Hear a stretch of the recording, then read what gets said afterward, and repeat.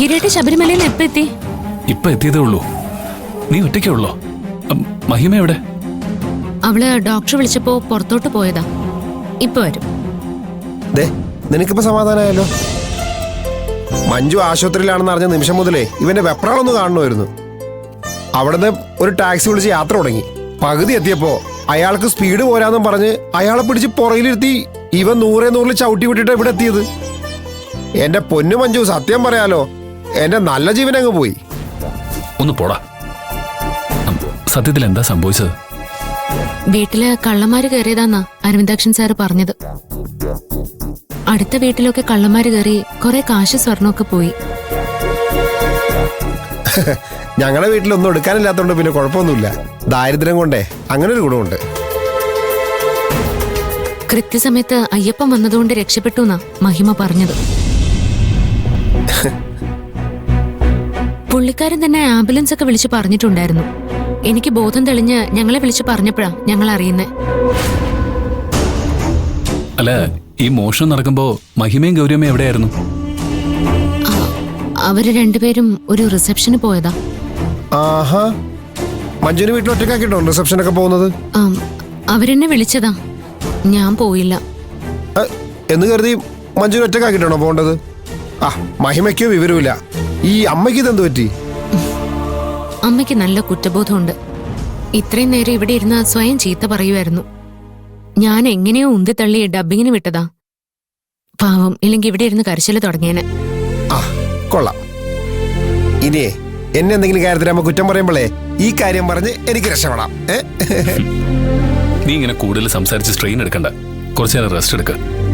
എനിക്ക് റെസ്റ്റ് എടുക്കേണ്ട കാര്യമൊന്നും ഇല്ല ഗിരിയേട്ടാ. ഇവിടെ കിടന്ന് ഉറങ്ങി ഞാൻ ബോറടിച്ചിരിക്കുവാ. ഡോക്ടർ ഇന്ന് തന്നെ പൊയ്ക്കോളാൻ പറഞ്ഞു.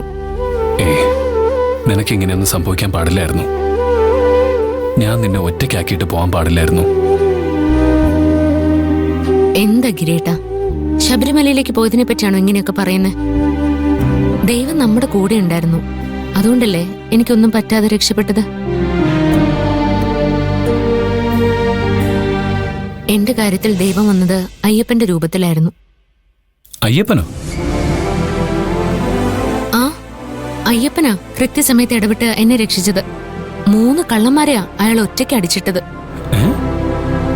അയ്യപ്പൻ ഇത്രയ്ക്ക് വലിയ അഭ്യാസിയാണോ?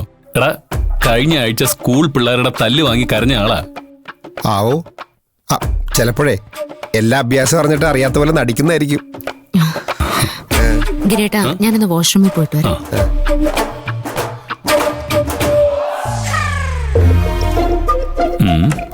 എന്നാൽ അയ്യപ്പനൊന്ന് വിളിച്ചേക്കാം. വിളിക്ക്. എന്റെ ഫോൺ ഉണ്ടല്ലോ.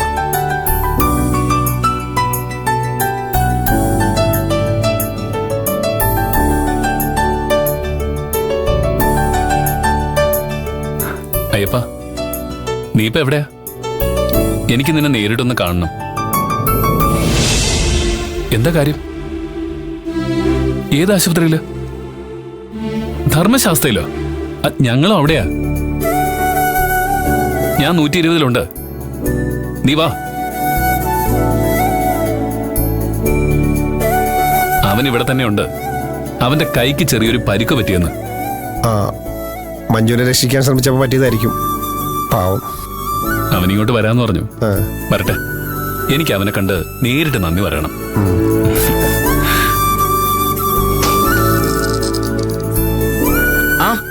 ഗിരിയേട്ടാ. അയ്യപ്പ,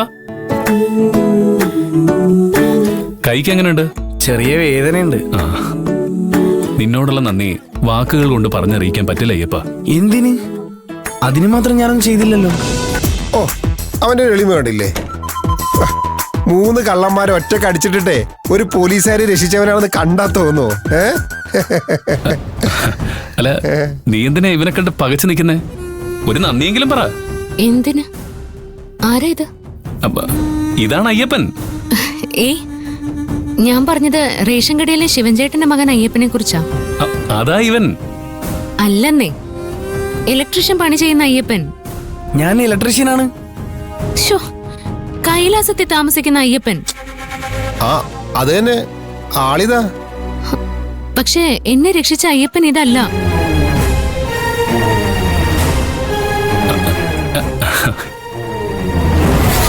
എന്താ മോളെ, വീണപ്പ തല വല്ലതും ഇടിച്ചായിരുന്നോ? സ്കാൻ ചെയ്യണോ? ശോ, ഗിരിയേട്ടാ ഇയാളല്ല. ആ, ഇയാളാണ്. അല്ല. ആണ്. ഞാനല്ല, ഞാൻ ഈ ചേച്ചി ഇന്ന് ആദ്യമായിട്ട് കാണുന്നേ.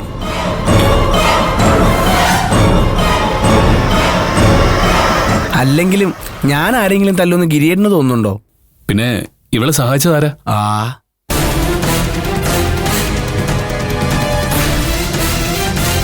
ഞാൻ ഒരാഴ്ചയായിട്ട് ഇവിടെ അഡ്മിറ്റാണ്. കൂട്ടുകാരോടൊപ്പം ട്രിപ്പ് പോയതാ. ബൈക്കിൽ നിന്ന് വീണു. അച്ഛനോടും അമ്മയോടും പറഞ്ഞ നല്ല വഴക്ക് കിട്ടും. അതുകൊണ്ട് ആരും ഒന്നും അറിയിച്ചില്ല. അല്ല, ഇവൻ ഒരാഴ്ചയായിട്ട് ഇവിടെ ആയിരുന്നെങ്കിൽ അവിടെ അയ്യപ്പനായിട്ട് വന്നതാരാ?